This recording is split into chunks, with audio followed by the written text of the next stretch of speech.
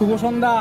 যারা বলছিল না বাংলা বললে বাঙালিদের উপর ভিন রাজ্যে অত্যাচার হয়, এটা তাদের জন্য।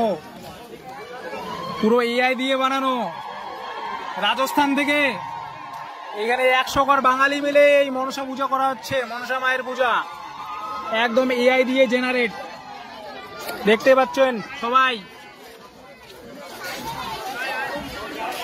সবাই এখানে বাঙালিরা আছে। একটু পরে এখানে মা সাইটন বিশ্বহরির গান শুরু হবে, তো আরো লোকের সমাগম হবে, ঠিক আছে। এটা তাদের জন্য যারা বলছিল বাংলা বললে অত্যাচার হয় ভিন রাজ্যে।